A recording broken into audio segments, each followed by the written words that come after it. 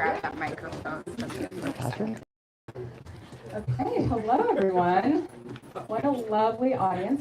Beautiful Monday. Thank you all so much for joining us. My name is Amali, and I'm the director here at Books Are Magic.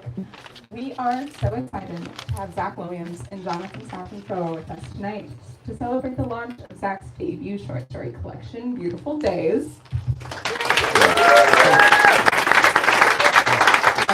Before we get officially started, I just have a few logistics to point out for how tonight's going. Thanks. Nice to be here with you. I haven't seen you in 5 years? I think it's been about 5 years. Zach was in the writing program at NYU when I was there. And then you went to the West Coast, I stayed where I was, and now we're back, and I'm so happy for this occasion. Can I say to you, I'm sorry, that you were my first workshop instructor at NYU, and it was such a, it was fall of 2018, and our son was like maybe 6 months old, and I was teaching middle high school full time, and I would come on Wednesday nights from work, still in my like button down. I would take my tie off and put it in because I was embarrassed to wear my tie to the workshop, you know. And it was such a formative experience, years that followed. So it's an honor and a thrill to be here with you, Jonathan. Thank you. Well, likewise. I was going to share a story that when my first book came out, an older writer said to me that the only response that's trustworthy for an artist to have, any kind of artist, about another artist's work is jealousy. That every other kind of response can be corrupted by what you think you should like, or the bad kind of jealousy, which is I'm jealous of what that person is getting in return for what they've created. And the kind of jealousy he was talking about was the jealousy of wishing that you had created that thing. And it's a very primitive response. And it's a response that isn't really responsive to like the context of your life or the context of the creator's life. You could have that response if you're just beginning, and you can have that response if you are, like the writer who told it to me at the time, incredibly celebrated and famous and at the end of a career. And I read your book twice, and I felt really jealous. When I read it,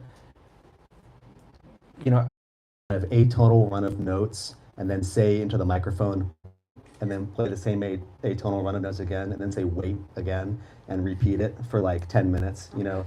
Like there were sorts of exercises that they did like that, but they also, no, you're totally right in asking that question, because they also were, the fact that, no, they weren't really unconcerned. You're totally right. They weren't unconcerned. They were working really, really hard to do something creative and original, and to make the audience feel that they were in on a kind of joke. So there were people in the room, I think, early on who felt like, this is so weird, I don't understand what this is. And there are people who would, like, maybe it was their second show, who kind of did understand and had started to learn the language of it. It created a whole universe with their concerts, and so I guess it depended on who you were in the room, what your perspective was in the room. Yeah. And how do you, this is your first book that you've published, Mm-hmm. so you've gone from an existence as a writer that was pretty much solitary. You went to an MFA program, you have friends who are writers, but it was very local, right? Like your community. And now there are people here, obviously, who you've never met before. And how do you, I'm curious, because you drew attention to that issue of, You say the very local thing, that it would never really, it's hard for me to think with that in mind. I couldn't think with that in mind. And even it was kind of a head-spinning thing for me. And it felt that it happened quickly. And I don't know, I had spent so long. I taught middle and high school for 12 years, you know, so it felt like a really long time in my life where just the idea of publishing a book felt like a very remote, very abstract thing. So I think I was very unself-conscious.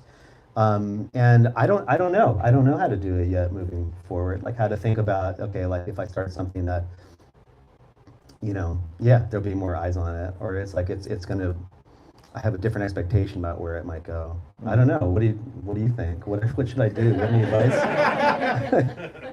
just pretend it doesn't happen? Right. Exactly. As with everything else. Right. By the way, I gave my 18-year-old your book, and I said, you should read this. I think you might like some stories in here. It might, and he's not a real reader. He's really into music. He's really into film. He's not so much into books. And, I don't know, he looked at it, maybe he didn't look at it, I didn't know. And the book ended up back on my bedside table. I didn't think about it again. And then the other day I was in his room and I saw another copy of your book Oh. in his room, which implies that he bought your book. Which is a shame because I could have gotten him one for free probably, but and it was actually a very special moment for me as a dad, and to see how you are participating in that, like, opening up to the world. And I think that books tend to great books